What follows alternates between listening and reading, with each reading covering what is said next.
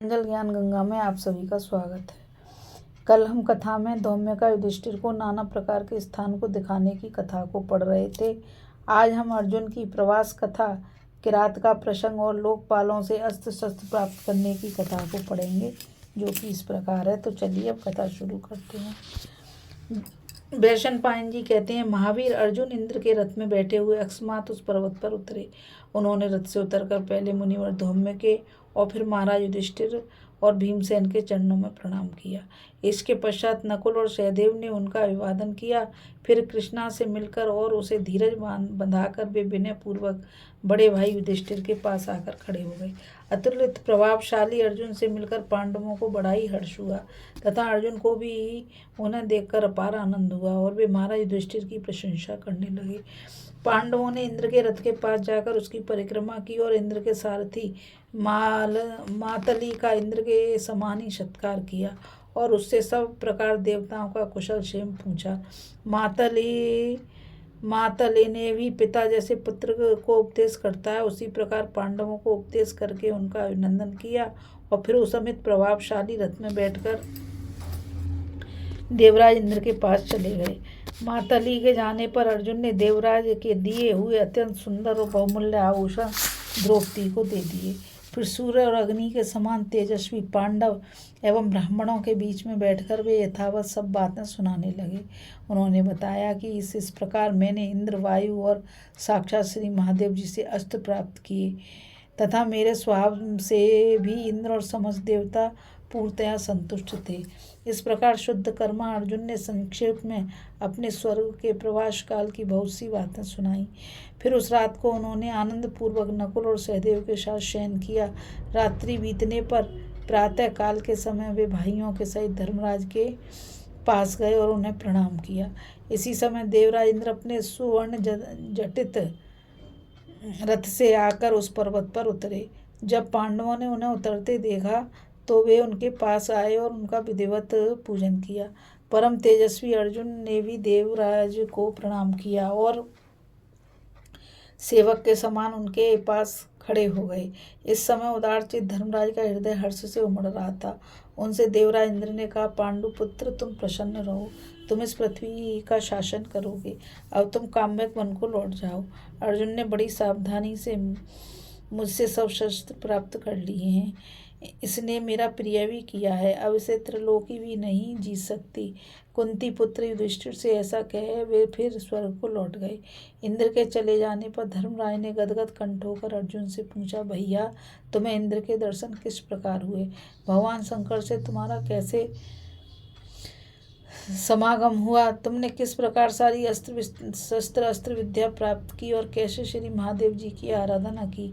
भगवान इंद्र कहते थे कि अर्जुन ने मेरा प्रिय किया, सो तुमने उनका क्या काम किया था? ये सब बातें मैं विस्तार से सुनना चाहता हूँ। यह सुनकर अर्जुन ने कहा, महाराज जिस प्रकार मुझे इंद्र और भगवान शंकर के दर्शन हुए वह सुनिए। आपने मुझे जिस विद्या का उपदेश किया था उसे सीखकर आपकी आज्ञा से मैं तप करने के लिए वन में गया। काम्यक वन से चलकर मैंने भृंगतुंग पर्वत पर जाकर तप करना आरंभ किया, किंतु वहाँ मैं केवल एक ही रात रहा। उसके पश्चात मैं हिमालय पर जाकर तप करने लगा। मैंने 1 महीने तक केवल कंद और फल का आहार किया, दूसरा महीना जल पीकर बताया और तीसरे महीने निराहार रहा। चौथे महीने में ऊपर को हाथ उठाए खड़ा रहा। यह सब होने पर भी विचित्र बात यह हुई कि मेरे प्राण नहीं छूटे। 5वें महीने का दिन बीतने पर एक सूगर इधर उधर घूमता हुआ मेरे सामने आकर खड़ा हो गया।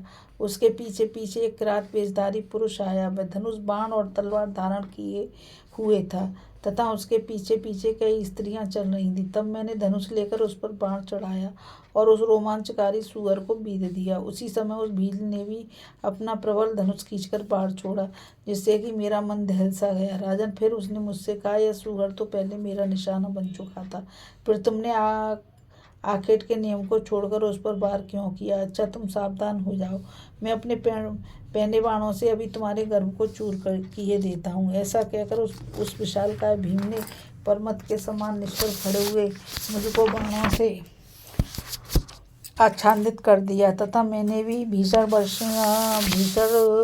बाण वर्षा प्रारंभ करके उसे ढक दिया। उस समय उसके सैकड़ों सहस्त्रों रूप प्रकट होने लगे और मैं उन सभी पर बाण वर्षा करने लगा। फिर वे सारे रूप मुझे एक हुए दिखाई दिए तो मैंने उसे भी बीत दिया। बस इतनी बाण वर्षा करने पर भी मैं उसे युद्ध में परास्त न कर सका तो मैंने वायव्यास्त्र छोड़ा, किंतु वह भी उसका वध न कर सका।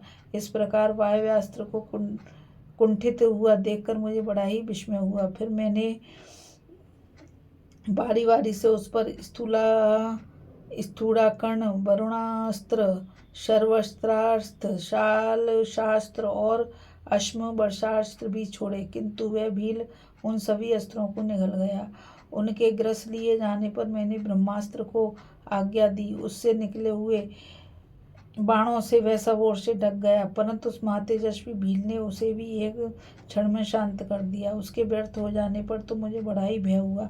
फिर मैंने धनुष और अपने दोनों अक्षय तरकश लेकर उस पर प्रहार किया, किंतु वह उन्हें भी निगल गया। इस प्रकार जब सभी शस्त्र नष्ट हो गए और मेरे सभी आयुधों को वह निगल गया तो मेरा और उसका वायु युद्ध होने लगा। मैं मुक्की और हाथापाई करने पर भी उस पुरुष की बराबरी न कर सका और अचेत होकर पृथ्वी पर गिर गया। फिर देखते देखते व्यासकर उन स्त्रियों के सहित वहीं अंतर ध्यान हो गया।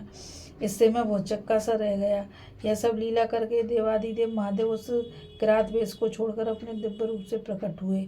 उनके कंठ में सर्प पड़े हुए थे, हाथ में पिनाक धनुष था और साथ में देवी पार्वती थी। मैं पूर्वतः ही युद्ध के लिए तैयार खड़ा था, किंतु उन्होंने मेरे सन्मुख आकर कहा कि मैं तुम पर प्रसन्न हूँ। यह कहकर उन्होंने मेरे छीने हुए धनुष और